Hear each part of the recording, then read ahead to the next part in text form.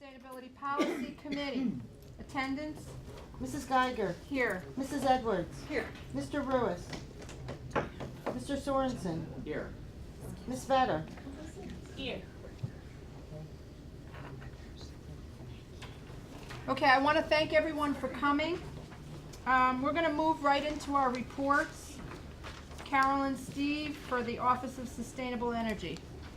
Okay, we'll start with energy management. As you know, next Thursday, the 14th, the New York Power Authority is going to be sending its representative, Ravi Shankar, to address the Public Works Committee on their building renovation program. And we've been working with Kristen and Ed to identify projects, and the HVAC system of this building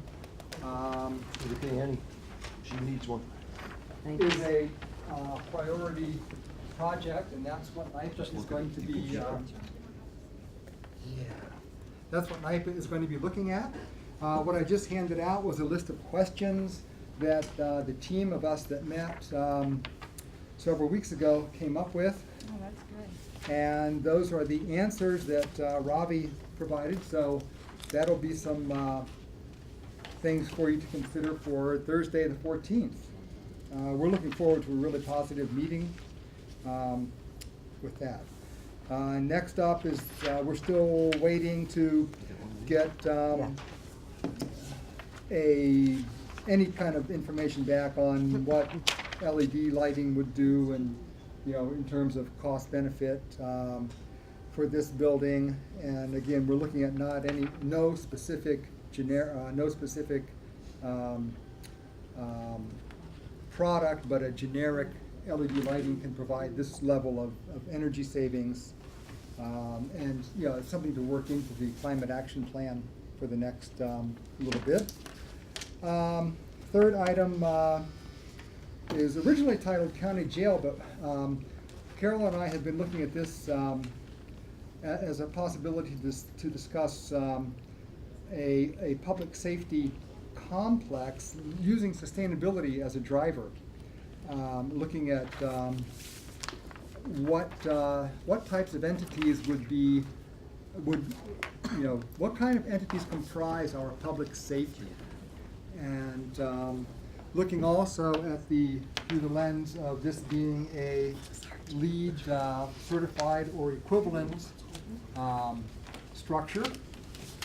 So what I'm handing out here is a set of papers that the first page explains the new construction program that NYSERDA has. It talks about the benefits that it will offer to municipalities, or any entity actually, to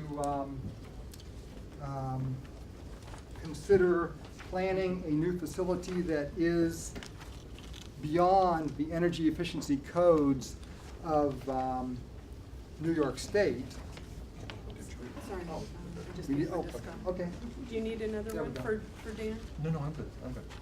Because you have two, right? No, I gave So one to the Annie. first several pages is an overview of NYSERDA's program, its questions and answers. And then proceeding into this packet of papers, you get to a page that says construction program incentives and services for projects not located in the Consolidated Edison Service Territory. That's us. And this tells you what types of technical assistance, how that could break out into dollar amounts. And then the rest of the documents are case studies from NYSERDA where a lot of different entities, counties, schools, public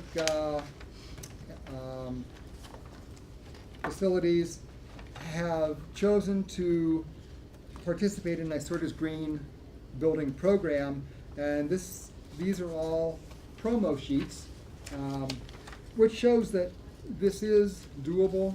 it's affordable, and in the long run, in fact, not even in the long run, it starts to save energy dollars as soon as you move into the building.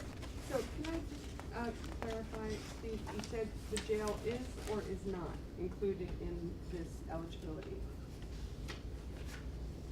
I think that's the guideline that you gave us, right, that would fit into a project like the jail. Yes. So we Okay, so should the be, jail is in.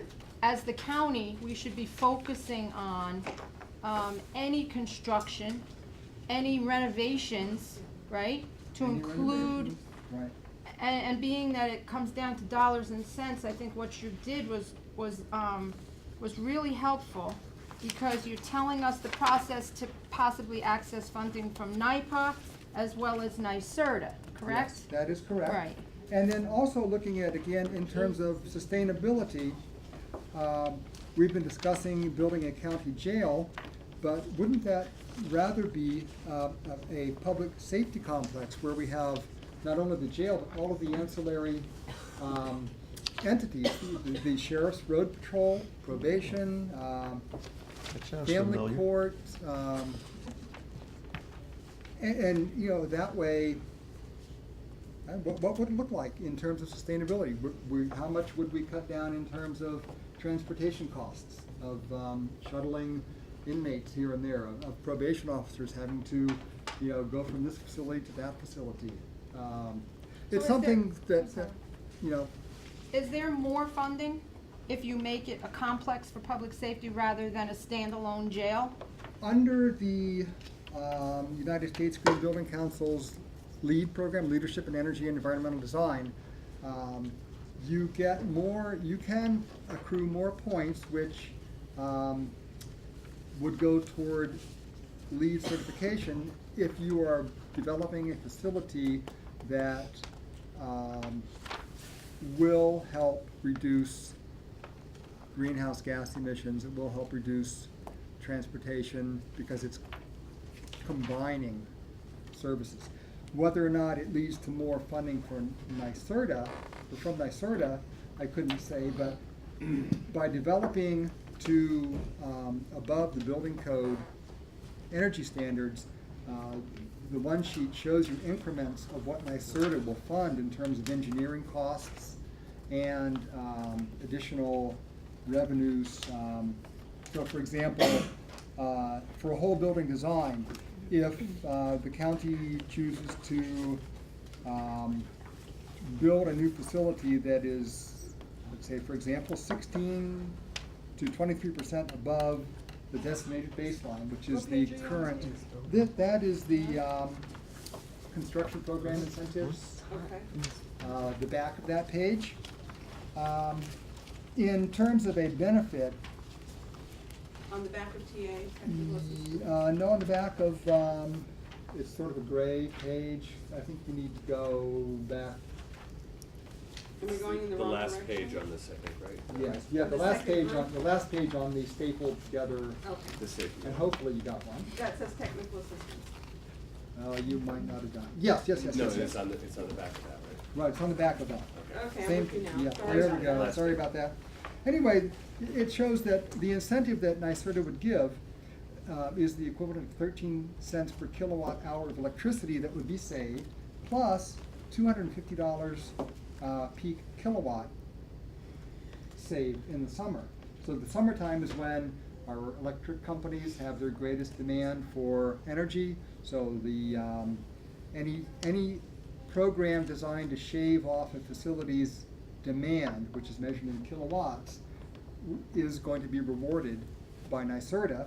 And in new construction, if your baseline, if you're gonna build 23% better than the building code for energy conservation, NYSERDA will reimburse you $250 per summer peak kilowatt saved. So without knowing the size of a building or anything like that, we can't give a dollar figure, but it could be a sizable amount of money that would be returned to the county by building in energy efficiency measures right from the beginning. And the best part of that is that once those energy efficiency measures are in place, they keep on paying the county back because energy usage is going to be lower than if the building wasn't built to that standard. And we know, or at least we think we know, that's what everybody tells us, that energy prices are only going to go up. So, for your consideration. And then the last thing on buildings,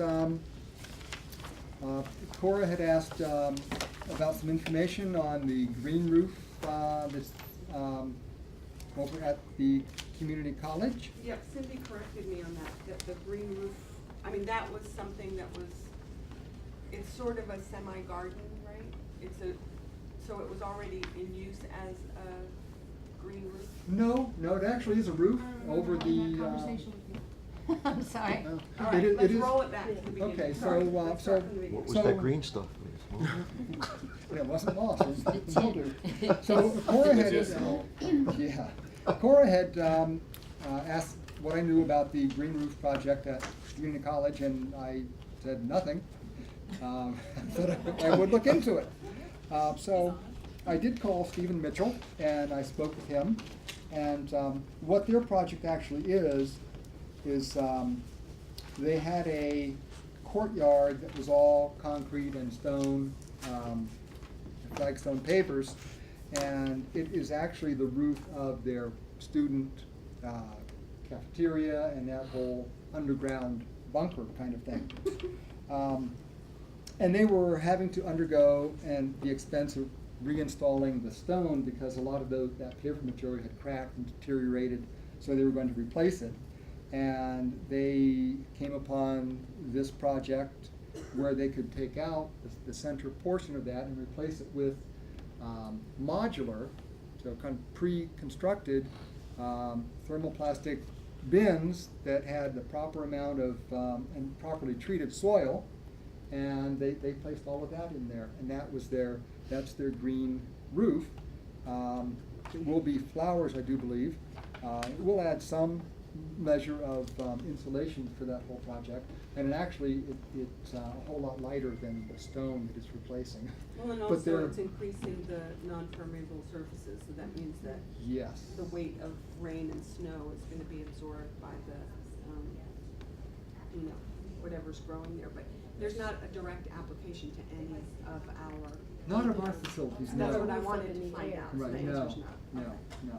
If we build new, and if that was decided to be a proven and valuable technology, that could be designed right in from the beginning.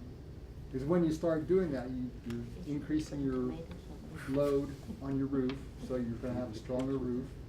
You have to account both for water and snow load, added snow load. And I guess for myself, the jury is still out on whether or not that's really having built a house that had a green roof, I have to say the jury is definitely still out as to whether or not that's economically feasible. Well, that's another issue, because I think that was only a stopgap measure because they didn't have the money to pay for really fixing. Well, this did become their fix. The fix would have been replacing all the stone with new stone. But what's the life of the fix? Another 10, 20 years, they'll be back where they are right now. Right, now they have less snow to plow. Got it. Thank you. Any questions? I had a couple questions. The recommendations that you had for the NIPA Yes. funding, Mhm. and the legislature should sign the Energy Services Program Agreement, where are we in the process? That. Where do we go? That is going to, well, on the 14th, at the Public Works Committee, that presentation and a resolution to move forward is going to be presented. Okay. You'd have to So- authorize the county manager to execute some of the initial documents to start the process. Okay, so that's gonna occur at the DPW Yeah, committee? there's a discussion of the potential resolution for your Okay. consideration to go Okay, ahead. so that would be, moving, through number 1. Yes. Sorry. Needy girlfriend. Not my kid. Okay. Okay, so continuing our report, just a little bit about the climate action plan. We are moving forward with drafting the plan, and we'd appreciate the approval of an additional day for this fourth quarter for us to do that. We have drafted the opening sections, the introductory sections that talk about climate change and what this means for Sullivan County in terms of challenges we're gonna have to deal with in the future. We've collected the information for the greenhouse gas inventory for Sullivan County, for county operations, and you wanna understand what we're moving forward with now, between now and December 31st is the county measures piece of this. The community measures piece is still to come. But we're working really closely with planning and DPW, public health, and we will be meeting with purchasing in the next week or so to map out specific measures that those departments approve of and can endorse that will become part of the climate action plan for county measures. What's your deadline on that? We are hoping to have a draft, preliminary draft to share with all of the participating departments, gather their feedback, and have a draft to share with everyone by December 31st. And how does this feed into the Mid-Hudson Region plan? The Mid-Hudson Regional Plan is a sustainability plan. And this is a plan that is really directly, I mean, the highest priority in this plan is what are we doing about climate change? How are we going to reduce our use of fossil fuel to mitigate climate change? And what are we gonna do, what do we need to do to adapt to the things we can't mitigate? And does this plan feed into any funding sources or not? It feeds into funding sources, and it also, one of the biggest challenges of putting together this plan is cross-referencing with the Mid-Hudson Regional Plan and making sure that we're looking at the same issues and same measures, and are consistent. And looking at the Red Sea Plan, looking at, there are a lot of earlier endeavors that the county has done that we wanna make sure we incorporate. And there are a lot of other things going on now, the transportation plan, which will really be more the community part of transportation. What we're focusing on for county measures is what can we do with county vehicles and county employees. So when you say there are funding sources, what are those sources? The existence of this plan will help us earn points on those NYSERDA So funding. NYSERDA is the only funding agency right now? That is our main bet right now for the retrofits and the things we wanna change. And I don't think NYPA really cares about a climate action plan. No, but any measures that would come out as priority measures could certainly be applied for through the CFA And see what, application, and, you know, and especially if those measures are still aligning with the Mid-Hudson Regional Sustainability Plan, which they should be, because that's what they're being designed to also meet. Well, the last CFA meeting we had, we were talking about, you know, that what rises to the top, the cream that rises to the top is always, is this going to in some way lessen the impact of taxes on the taxpayer? In other words, is it something that's going to effectively alleviate the county share? If you're able to take, you know, whatever the current fuel cost may be, would that be a, you know, contribution in kind? Would that say, well, we're already spending $700,000 on fuel costs every month. If we were to implement this, can we use that, what we're currently paying, as a match? Or do we, you know, because NYSERDA does require some kind of match, right? A cost sharing. They're not gonna pay 100%. No, they're not gonna pay 100%, and I'm not really that familiar with how that funding stream that you just described would work. That sounds like that's a Well, there new was one of the, development you out had one of the of ponds MHRP. here, right? Right. I think also if I, 1601? Yeah. if I could say something, is Yeah. that the climate action plan will also, when I looked at the draft, it's gonna have some initiatives that are really kind of user-based and planning-based, so that as you kind of go to replace fixtures, or as you know, go to do some of those things, you'll work those into the budgets and see the savings, so it won't necessarily Yeah. be a grant. Again, the Yeah. same thing as far as users, you know, reducing a car idling, that's not really stuff that requires a grant, it's just kind of policies. It's efficiencies. Yeah. Right. And what we're doing, and this will look familiar to you, this is the format we've been presenting information, we've gone back to DPW to look I at appreciate what you are their bringing top that. priorities and how can we build these efficiencies into what they would need to do already, so that we're realizing those cost savings, from things that we already know need to be done and that are DPW priorities already. So, Kristen, what do you say is kind of rises to the top in terms of the priorities that everyone can get behind? Because that's the issue that, you know, keeps coming up and keeps coming up, is what are the legislative priorities? And it's a two-way street. You tell us and we tell you, and you tell us and we tell you, and Well, the we list that reach Carol something. has is based on, the meeting that we had here where Ed did identify Mhm. HVAC in this building. Okay, so that still remains. That still remains, so through that, we've been looking at the different, you know, we've been meeting weekly, I guess this would be my report. 'Cause this is Oh, what I'm it is. sorry. No, that's okay. Would you like to refer to the top? I have mine, but yeah, so, you know, Carol and Steve and I have been meeting weekly still, and going through these things and saying, okay, so we've identified HVAC, PTEX at the ACC, the space study, you know, to see, do we need all these buildings even, you know? Why do a deep energy retrofit if that building could be empty if we move people around, things like that. But we've really been talking about what are the buildings engineering types of ways that we can accomplish these things correctly the first time, number one, which is not a common concept here sometimes, and the most energy efficient. It's true. We don't me. wanna rehash things, so I'd rather take the time and get it right from the Yep. beginning, and I'm glad that we're still having these meetings. I mean, they may seem sometimes a little, you know, Interminable. well, no, just that, okay, we're talking about that again, but you know what, in the last week, 2 weeks, things have come up, and oh, we've learned Right. this, oh, we've learned that, so it's been a really good process, Mhm. that I'm happy to be a part of. I think it's now, I think, there to the point where with the cap, with the plan, okay, so how do we incorporate those things to work with the plan, with planning, and how do we make that all mesh to not just be a document, but to be a way of life in the county? So accomplishing some of these things fit nicely, but then they have all the extra things that we need to learn about, because Jill had a great example of the idling thing. That actually is a DPW policy. Do we have DPW staff know about it? I don't know. I've seen it in writing. So I mean, things like that, you know, also come out of these discussions that, ooh, we need to have a reminder about that.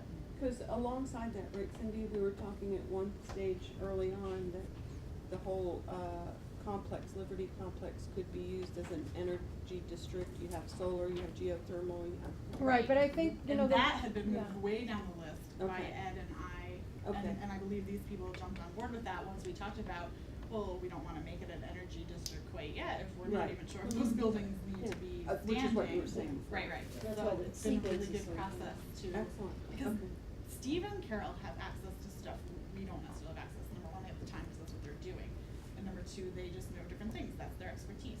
So it's good for them to meet with us, to bring things back to us, and for us to meet with them and you guys to say, hey, this kinda came up. I mean, the roof thing, yes, it's been in the capital plan for a while, but, you know, it wasn't necessarily getting bumped up there, but then all of a sudden the NIPA opportunity appeared, so, okay, well, you know what, that's doable, you know, we could have that actually happen, so why not?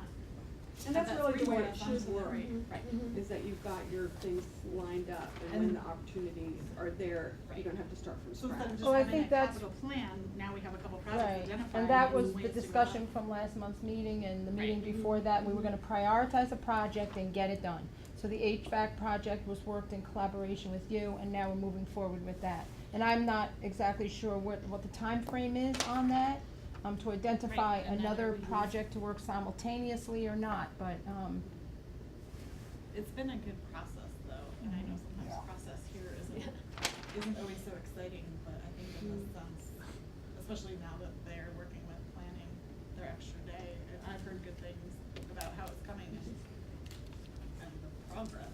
and from as the far, process. yeah, as far as the Excellent. funding, opportunities, I think that too, like we talk about a county match and like that, but a lot of it is, you know, an investment looking forward. It's Right. not something that you Savings. just get done and slap the roof on. You're looking at implementing through, you know, all the work that you're doing on, you know, the savings today on out. Right. And they just compile, you know. Yeah, the future value of savings. Right. These are Josh terms, but, Right. you know, that happened. So it's wise, right? It's Well, wise. true. How is it under the bus?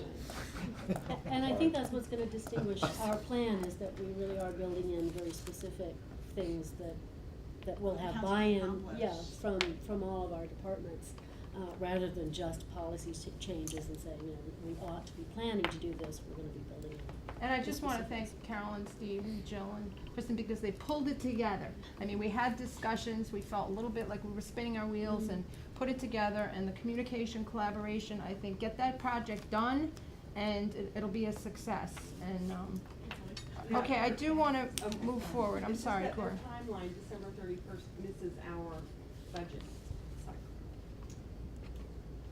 So, I'm Okay, just I putting think, it out there, we have Kristen, to did move you on. have, any? Just one more thing I would mention is that, next, is it Tuesday the 12th, 2:30, we're having a visit from some, consultants who work for a company called VHB. They've been hired by the Climate Smart Communities program to offer technical assistance. We're looking for, in particular, technical assistance. They've done some greenhouse gas inventory calculations as well. We wanna, get their, pick their brains about how to best depict our data so that it's really understandable, and we're building, reasonable, ambitious but doable greenhouse gas reduction goals. So we're looking forward to that technical assistance, and, Scott, Stephen and I, and, Cindy are planning to be there. If anyone else wants to be there, I'll be happy to send you some information about that. What time is it? We've booked from 2:30 to 4.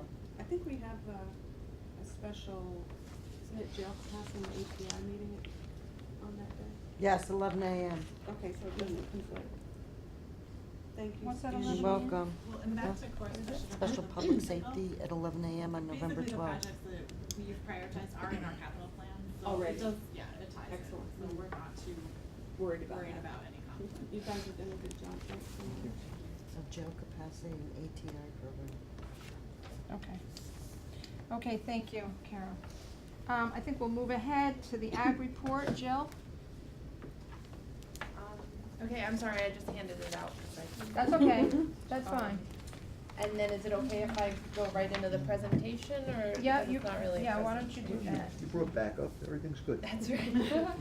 Yes, we are continuing to move forward with, the ag projects that we have under our belt so far. The dairy processing RBEG is moving forward. We're working with the, potential applicant on the lease agreement, so we're just working out the details there. He's got them at his attorney's office, so hopefully we'll move that project forward. The micro enterprise assistance program, that project has ended, the deadline, October 26th, so we're in the process now of putting together all of the necessary, paperwork to get the last disbursement request done. How many Um, projects came through over the There finish were line? 8, that have been completed. That- we started with. We have, there 4, were I 8 believe. approved projects that are being, worked on. 7, are pretty much done. There is 1 left to do. So that's a really good, Yeah, I think all the ag ones went through. We have, 1 more, that is still being worked through. We still need some proof of payment and stuff, but I think it was a good project. I think, it had some bumps and bruises along the way, but we have a good knowledge base now that if we go after that program, we know how to improve on it. Now, and when's an help this- opportunity like that again, for that? That would be through the CDBG, micro enterprise. Most of the CDBG does go through the CFA, but last year the micro enterprise program was not in the CFA. which is a so- good thing, right? Cause then you have. But it wasn't offered at all, I think, Oh, which last is a year, bad so, thing. which was a bad thing, but I think there are some opportunities, hopefully it'll come out next year, or we can even model this program into maybe another program, not necessarily CDBG funded, I think Well, if the USDA bones does of the some- program are good, Yeah. then it can be repurposed or repackaged or Right, I yeah. think the training program was a great opportunity to get people to realize the importance of business plans, that there was an effort needed to move your business forward. You don't just start a business because you like something, that you should take serious thought and look at planning and how the business should operate. So that training, while it probably wasn't perfect, it was a good step, and so I think we can, using input from the 8 applicants, build on the program and keep it going, so Also, Cornell is doing one too, aren't they? They're doing a 3-part business plan training for ag-related, value-added. They had their first session on the 19th.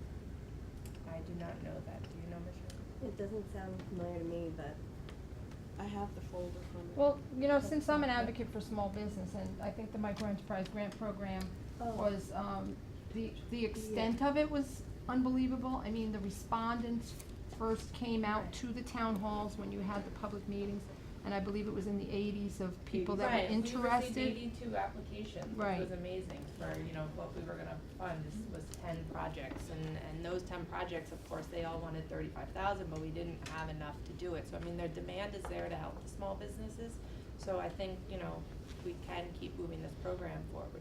And some of those people who didn't get the MAP grants were put into the revolving loan fund programs either through the IDA or through the county, so we were kind of doing it, but I think there's possibility to get more outreach. I mean, our revolving loan funds, we do them sporadically, so there could be push to get them. It's just unfortunately staff constraints don't allow us to really market those programs, so. Do you have the capacity, presently to, look into the next, micro enterprise Yeah. assistance program?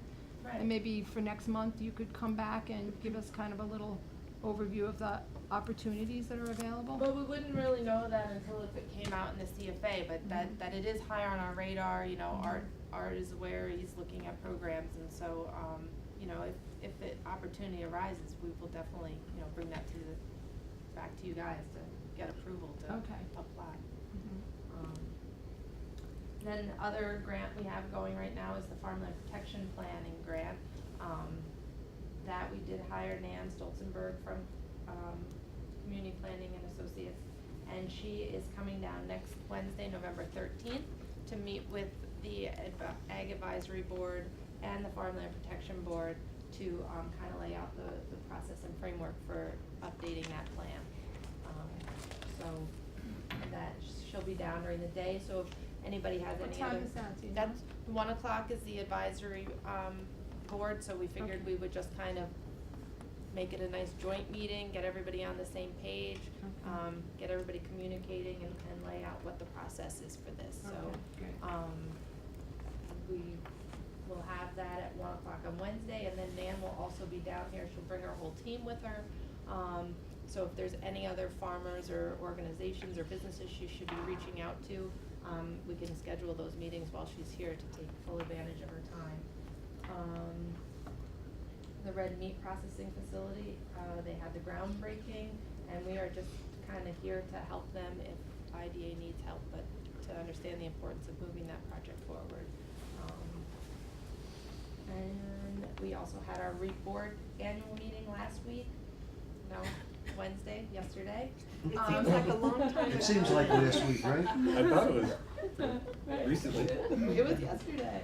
Lots happened. So we had, 5 reappointments and 5 new members, appointed to that board. Of course, that board is kind of in limbo right now until Congress decides to pass the Farm Bill, but we did get some new members, which shows that there's a, you know, an interest and as long as we keep moving things forward, I think it's crucial that, I think one of the great things that came out of this whole Proposition 1 is that the opportunity of the casino in this REAP zone, this Sullivan Wawarsing, the town and the county that, whether they're here or in it, it's this distressed community that the USDA has afforded us. So hopefully the REAP board will continue and we can work on some more projects. So, aside from the Farm Bill passing, are there staggered term limits on that board, or are they all come and go, pretty much? There are term limits, They're and staggered?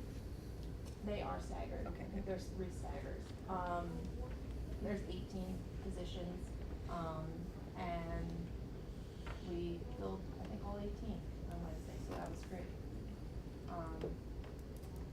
And then there was these other opportunities that are coming up with regard to the Farmland Trust, the Harvesting Opportunities Conference, which I'm hoping to attend, that will help with the Farmland Protection Plan.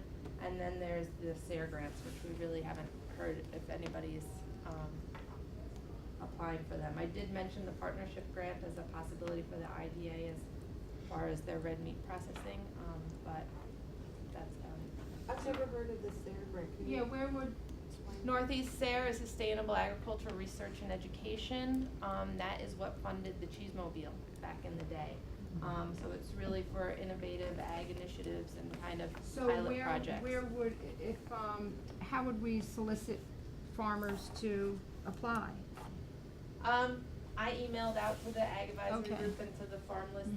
that Jen had compiled, so I mean, I've put the word out there, but I Okay, haven't heard. and there's certain guidelines that, you know, somebody could look at to identify whether their project would fit in or be eligible for that, Right, like if somebody right? wanted to do season extenders or Mhm. something like that, if they were looking to try something new, berry crops or something, that they could apply to this grant program. So is there a press release that can go out? 'Cause, December 2nd's pretty tight turnaround. Wait, Michelle has something to say. The SARE grant is a little more research-based, so it's based off the data that you get for doing the proposal that you have.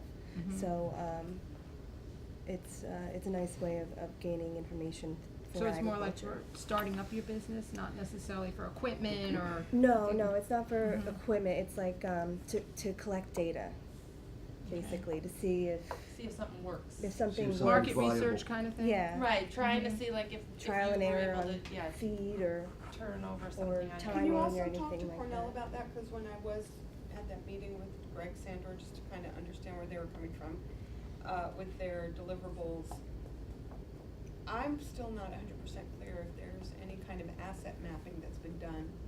Like, where, do we have that?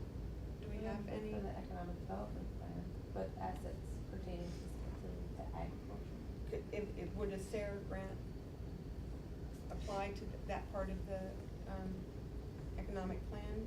Like, how many dairy farms do we have? How many, you know, what is it called, value added, producers do we have? Well, I think Cornell has a lot of that data in particular. But it's I think- spotty, is the answer I got from I think Greg. it's more They've never like, done it. with the Ag Advisory Board, we were discussing, forming subgroups and having a subgroup actually do on-farm visits and basically, you know, feed the information out there and say, you know, this is available for you if you're, cause it's, a lot of it gets lost, you know, between a SARE grant coming out and the farmer actually understanding that, Benefiting from it. yeah, that they could be eligible for the funding. Well, where I'm going So- with this is if a SARE grant was able to fill in the gaps of what we have in terms of inventory, asset mapping, who does what, where and when, then it builds the foundation for any other grant that's applied for, whether it's a CFA or whether it's,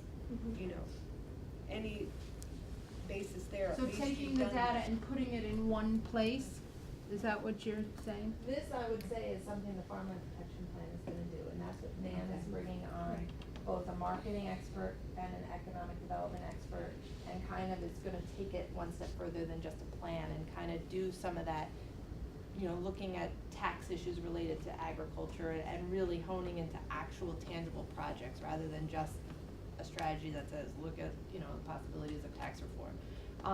And then also kind of some marketing opportunities, and so I would say that some of that data and base groundwork will be done through this plan. And Okay, so let me rephrase the question. How is the Cheesemobile eligible for a SARE grant? How was it? Because it was a It's not research based. innovation, no, it was, well, it kind of was, it was this opportunity to try to see if farmers were able to take the milk that they produced on farm and turn it into something else.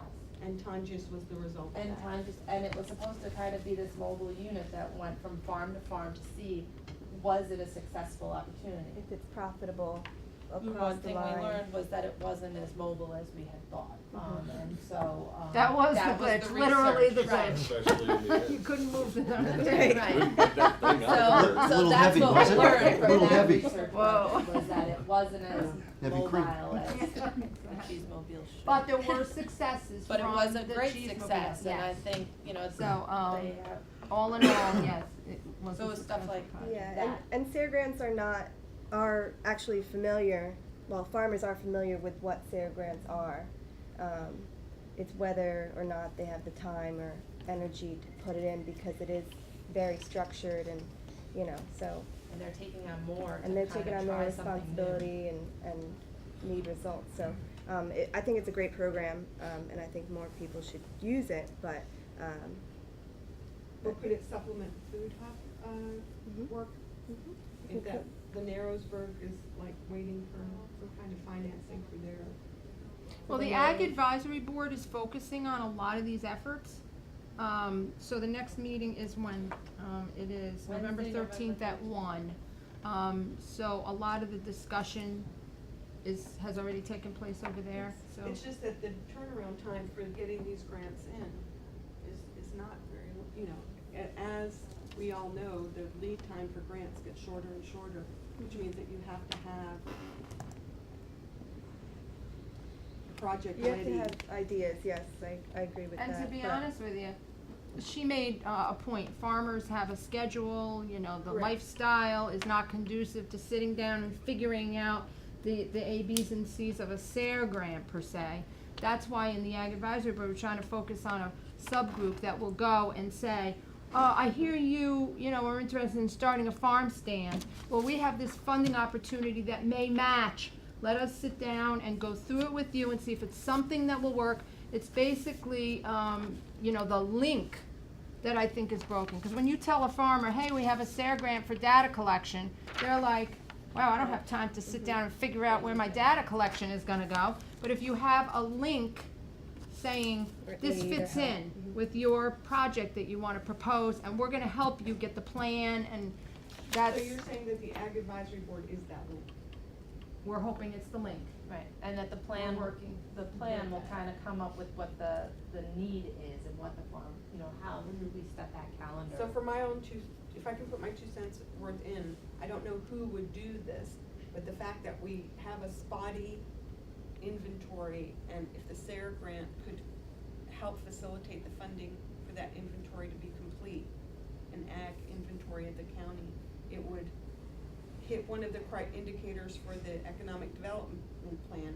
It would set the foundation for any future grants that we're doing for ag, and it would also be a repository of this information that somebody would hold. Right, and I think Jill and Jennifer when Jen was here, they worked on RBEG grants, dairy processing and all that, and you had data, correct? You had at your disposal? Yep, and I would even say that, just as an aside, Nan Stolzenberg, who's doing the farmland protection plan, when she came in and we interviewed her, she was the only one of them that discussed the CFA and the need for identifying projects that would fit between the sustainability plan and the CFA process. So I'm confident that she's gonna come up with projects that, and give us the data and inventory that we need to kind of apply for these grants. So I think that's not so much our issue as connecting the link between the Gotcha. actual farm project and the funding opportunity that may be lost in translation. Every grant requires certain data to be available, and that's one of the things that I noticed with the CFA,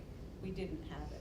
Well, and that's probably a good segue into the ag planner position, and that is one of the key things that we want this position to kind of do, is do some outreach to the farmers, see what their needs are, see what educational opportunities they require to help them, you know, continue and prosper. And so,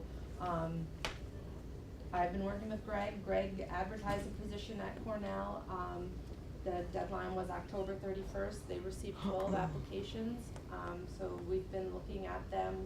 We've called, he's talked to a couple of people. I've talked to one, and we're looking to kind of keep moving forward. We are gonna set up some Skype interviews and some other interviews, and we hope to have someone on board by January 1st and really get going.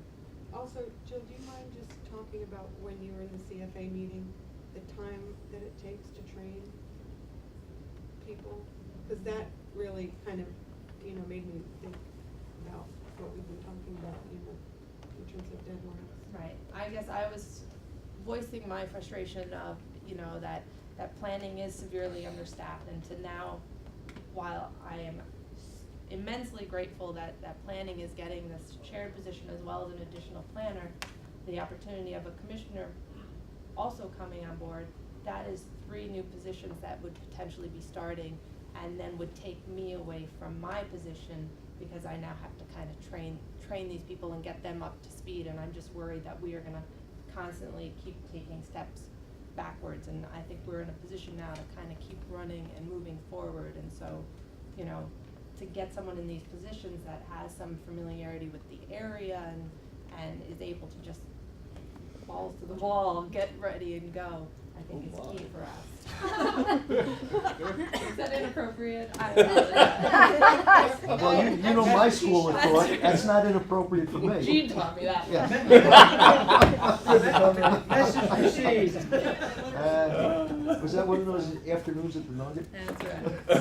Okay. All right, let's keep on track. So, Focus. Okay, are there any other questions of Jill? I think a little comic relief is good now and then. Kristen, I think you, did you have anything additional? I'm good. Okay. Are you parking or recreating? I'm parking. I wanted to move down into the CAP Advisory Board initiative. I had asked Steve and Carol if they could include some of the members of the CAP Advisory Board to come to the meeting and kind of give us an overview of the efforts that they're focusing on. So, thank you to Ann Willard and Andy Boyer for coming here and enlightening us. A little bit. So, Yeah, a little bit. Jill, I don't know if you have anything else you want to, or Carol and Steve, anything you want to add before they give their? okay, hi, my name is Anna. Okay. I have to do my payroll. Oh. So, We should let you go. Yes. and I'll be brief, but I really appreciated the being appointed to the CAP Advisory Board, and as a town supervisor, I have to tell you how very important I think the work that's being done for the county is. I think it's extremely important. In almost 20 years that I sat in this room through hundreds of meetings, I don't think I ever heard the word sustainability once. And I was really heartened to hear the conversation in the first part of this meeting today, because the topics that you're talking about are so vitally important. I really didn't know much about sustainability myself until Superstorm Sandy and my appointment to the Climate Advisory Board. But I'm seeing here enormous opportunities here for cost savings and for quality of life issues in Sullivan County. Where the town of Highland, as an example, is now applying for a Superstorm Sandy grant for moving one of our buildings. And we're absolutely convinced that if we do this building correctly, energy-wise, green-wise, we're gonna save tons of money over the life of that building. And so things I wouldn't have even thought of several years ago, now that's on everyone's mind. And I attribute that to the work of that's being done here in the county, and the resources also that are available to us. Very, very important. I think these are our biggest challenges today, both the energy issues and the environmental challenges, including the health aspects. And as I'm doing a $1.4 million project in building a highway garage, you've got something much larger facing you, and that would be the jail and the administration of the sheriff and law enforcement, and what opportunities there are there for huge savings. And you can't, in this discussion, you can't be thinking 1 year, 2 years, 3 years. You have to be thinking 10, 20, and 30 years out. I can tell, well, as I sit here and there's a breeze blowing on me, it reminds me of the inefficiencies in this building's energy system. I mean, it's an abomination. And with both, I'm sorry, if I'm stepping on someone's toes. You're on a roll. What we're saying is that she didn't ask you to come and say that you weren't a plant, you're just confirming. No, well, but I've thought it since 1983 when I started in this building. The amount of savings with the return on investment, the cost benefit analysis here of this cooling and heating system, that's gotta be a top priority. And again, with this work that we've been doing with the advisory board, in my own town, I wanna have energy protocols on every item of purchasing. Every item of purchasing should have a requirement before it can go for a vote for approval, whether you're buying a fleet of cars, any piece of equipment that is being acquired by the county, you have to have an energy analysis, and you have to know whether you're being smart, what you're doing. So these are the type of things, I mean, you could get a PhD in this. There's so much to know, and I've really been educating myself and learning in the past year, and I'm just beginning to kind of get the hang of it, and know what the opportunities are. But in the town of Highland, what has the fallout in the town, in my town, have been very great and positive. And you know, I thank Steve and Carol for some of the help, and Dick and the assistance that we've gotten, some of the ideas. And I think the educational component here, letting everyone know that they're participants in this, in confronting this problem. Everyone, it's the county, but it's also the towns and the villages and everyone at large that needs this education. And so I really do think that the work that's being done on this climate action plan is very, very important. And that's all I have to say. I gotta go sign the payroll. Thank you. Thank you, Andy. Talking about sustainability. Always take care of the help So first. the Ag Advisory, the CAP Advisory Board just kind of brought the information, resources, the opportunities for education out to the towns. It's helping, well, in my town it has, because I happen to be lucky enough to have been appointed. So I've learned things that I never would have if I weren't on the board. And that has tuned me in, made me aware, and exposed me to resources that I would never have been aware of. So And this is very important. it's a place to move forward to, not only for cost savings, but also environmental, safety, all these issues in Right. one package. Well, you know, not everyone is going to, you know, Embrace. there we have deniers out here, but anyone who really wants to think about it, the number one issues facing our society globally, are these things that we're talking about here today. This to me is it. Watch the program tonight. There's one on energy tonight, but you'll hear it time and time again. And where, you know, where are you going to get the energy for 7 billion people? Where are you going to get the energy for 9 billion people in the year 2050? And the answer is you're not, because you're going to have to be wiser and smarter. And the time to start in Sullivan County is with these type of discussions. So I'm really grateful to be included. Well, thank you for coming, and thank you for being you're the chair of the, you were appointed chair of the. No, we got a chair here. John Conway's the chair. I'm the next. Thanks. Okay. And Thank you, Andy. congratulations, man. I know. All good.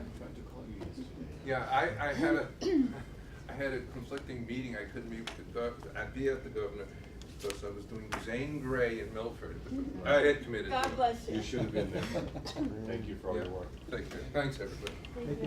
And So I think what Andy said is actually a good introduction to the main thing that I was going to say, which is just to put the thing in a slightly larger context. In a way, we've already heard an overview of one phase of the climate action plan and that the climate advisory board has been working on, which is specifically, obviously, your immediate concern. What can the county government actually do in terms of its own facilities and operations to save energy and reduce greenhouse gas emissions?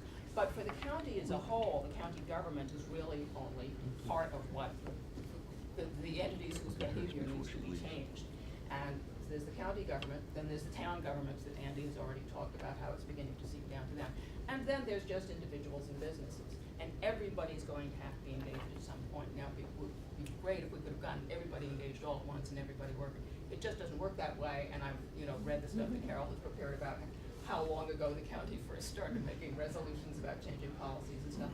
And I think it's been taking a while to reach a critical mass, but I I think we're sort of at that point, and that this is really what the legislature can do for the whole county, even though it itself really, in a way, controls not that much. It's, you know, your facilities and trucks, that's fine. But from a leadership point of view, if we have reached the point where we can really implement some of these plans, like the NIPA plan and the air conditioning and so on and so forth, then that creates a publicizable thing to happen, to start reaching out and communicating with. Some of the towns have been very responsive.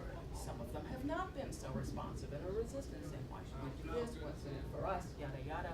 But this is why the action on the part of the county government is, it can then cascade into action on all the other levels that need to be engaged. And we're really at kind of an early phase of this still. But, you know, I certainly, as a member of the board, would love to see if we could actually get a few of these projects actually done.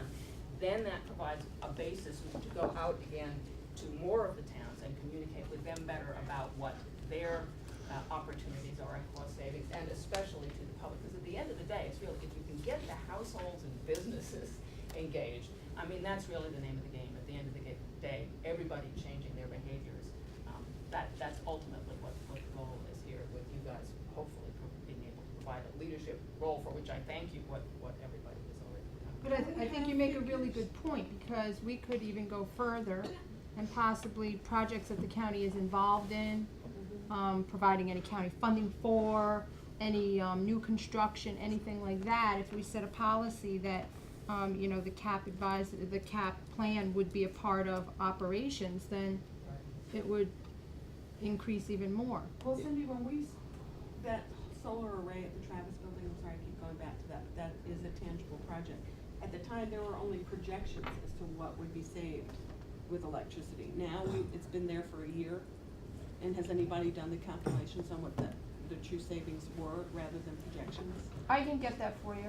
Yeah, we'll do that in the next, That would be a. the next Absolutely, ag. no, that's absolutely, there's absolutely some stuff in the bag already. It is producing more than was anticipated. Yeah. So is mine. Producing I'm more a than solar what? farm. More electricity than was anticipated. All right. Oh, good. Ann, can I ask you just a quick question? Do you have a contact person in every township?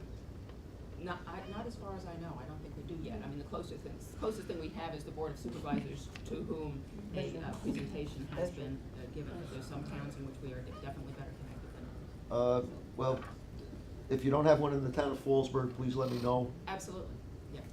I don't know if you do or not, I don't off the, off the top of your head. I don't think we did. You have 15 towns, and how many are involved in it? We've made presentations on the climate action plan, I think, at 10 towns and villages.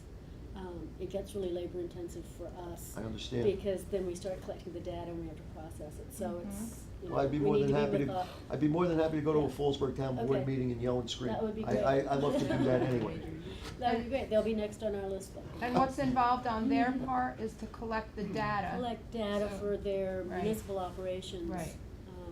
Well, And actually, I think we'll know more after next Tuesday about whether VHB can offer some of that technical assistance. well, too. I can tell you this, we did a study in the town of Fallsburg with Wendell. Mhm. I can't remember how many years ago now, but we changed out all our lights.